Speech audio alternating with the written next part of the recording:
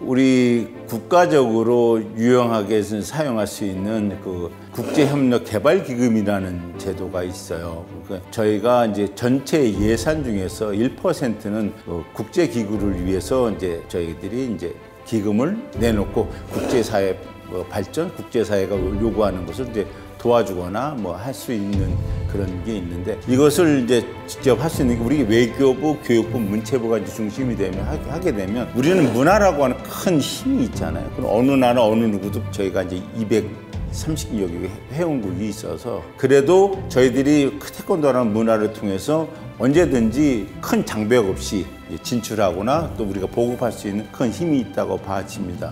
그래서 이 기금 중에서 저희들이 선진국은 아니고요, 개발도상국에 있는 국가를 지원하거나 이제 조금 더 보조해서 이제 경제 활동을 활성화해 줄 수 있도록 할 수 있는 그 기금인데, 예를 들면 아프리카의 어느 한 나라에 학교를 설립하는 거예요. 학교를 설립하면 그 나라에서 보급할 수 있는 태권도 교육은 물론이고 그 나라 역사, 문화, 경제 예를 들면 그 나라 언어를 배울 수 있는 학교가 생겨지면 우리 또 10년, 20년 우리 또 큰 시장이 되기도 하고, 그들이 또 태권도에 대한 또 수련생으로서 또 자긍심도 고취시킬 수 있고 저희 대한민국에는 국가적 또 위상도 이제 높일 수 있는 그런 프로그램이 있는데, 그것을 이제 국가가 이제 활용해서 사용할 수 있는 것들을 국기원이 그걸 활용할 수 있다면 또한 커다란 이제 태권도 보급, 항상 국가적 정책에 대한 큰 이바지 그리고 국가적 위상을 올리는데 큰 도움이 되리라고 봐집니다.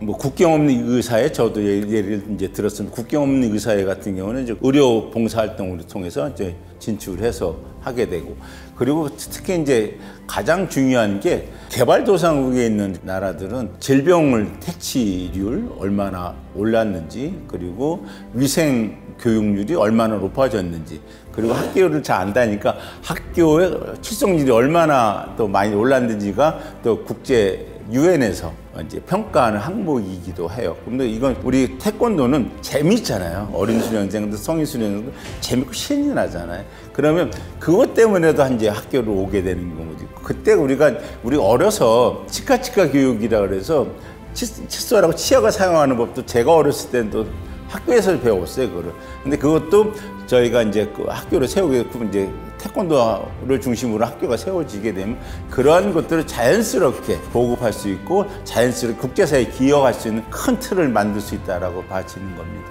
여러 단체들이 자기 단체의 세계적 국제협력 아니면 국제적 기여를 위해서 좀 많이들 나가 있긴 한데, 이것을 한 통폐합해서 국기원이 이제 중심이 돼서 하는 새로운 정책을 내놓아서 국기원이 이제 하나가 되는 모습으로 가면 어떡하나 그런 생각입니다. 국가별 맞춤형 국기원 설립에 대한 얘기들은 제가 이제 미국 생활, 한국에서의 사본 생활을 하면서 다른 전 세계 국가에서 이제 들려오는 얘기를 이제 들어보면 각각의 문화가 다르고 각각의 언어가 다르고 각각의 실생활도 다르고 한데 한 곳을 이렇게 하라고는 해결화된 교육 시스템을 맞추기에는 어려울 것 같더라고요. 그래서 그 나라에서 호응받고 있는 태권도의 모습, 그 나라 태권도를 보급할 수 있는 최첨단의 장비를 갖춘다고 할까, 아니면 기구를 만든다고 할까, 단체를 만든다고 할 때 국기원 제격인 것 같은데, 그 국기원을 태권도 연맹도 있잖아요. 그럼 그 태권도 연맹하고도 이제 협의를 통해서 이 나라에 맞는 맞춤형 국기원 같은 어떤 조직을 만들려면 어떻게 하면 좋을지, 그거에 대한 분명한 협의가 이제 소통은 있어야 될 것 같고, 그럼에 따라서 그 나라가 원하는 문화, 그 나라에서 달라진 문화, 그 나라가 달라진 언어도, 그리고 경제적 수준도, 그리고 정치적 수준도 감안을 해서 획일적이 아니라 그 나라와 맞게 움직여지는 국기원 설립도 또 한번 생각해 볼 수 있는 공약이라고 생각을 합니다.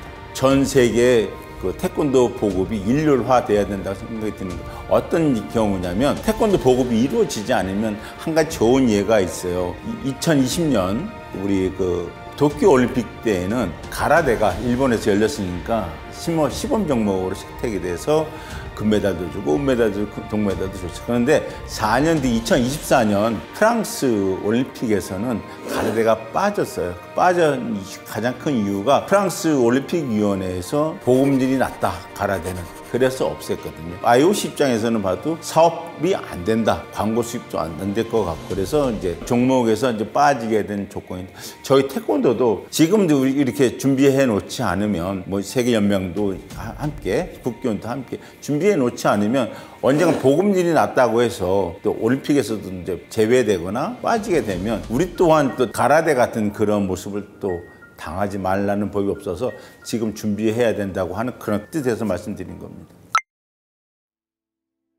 태권도 세일즈 외교, 문화 외교라고 하는 그 측면은 제가 이제 국교원에서 근무를 하다 보니까 한 가지 예를 들면 미국 내 도장 수가 한 4만여 개, 3만 5천 개에서 4만여 개 정도 된다고 봐지는데 미국 국가 하나만 보더라도 저희 KMS 회원으로 등록되어 있는 도장 수는 한 3,500개, 4,000개 요 정도 됩니다. 그러면 전체 숫자의 한 10% 내지는 더 적은 뭐냐면 계속 단증을 이제 신청할 수 있는 그런 실질적 단증 신청자 이렇게 좀 보면 한 5%, 6% 정도 수준이에요. 그럼 나머지들은 이제 저희한테 국교원 단증을 신청하지 않는 형편이에요. 그래서 이 부분도 왜 국교원 단증을 가짐으로써 얻을 수 있는 상징, 국교원 단증을 가짐으로써 얻는 태권도의 가치, 그리고 단증을 가짐으로써 얻을 수 있는 혜택들이 먼저 분명히 이제 표방이 되거나 그래서 그것을 얻고자 하고 그것을 이제 국교원 단증을 가지려고 하게 되면 이 또한 그냥 그대로 오는 것대로 하는 게 아니라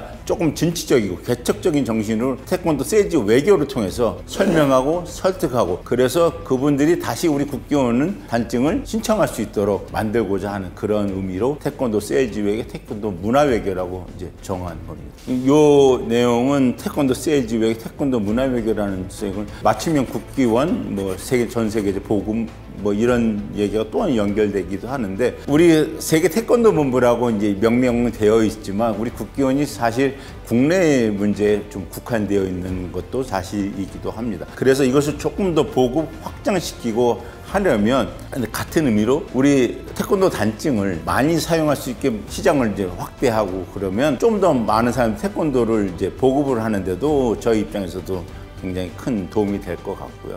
그렇게 함으로써 이제 세계 시장 확대, 세계 시장의 새로운 개척 이런 부분들이 태권도 세일즈 외교, 태권도 문화 외교라는 기치 아래 움직여질 수 있지 않을까 합니다.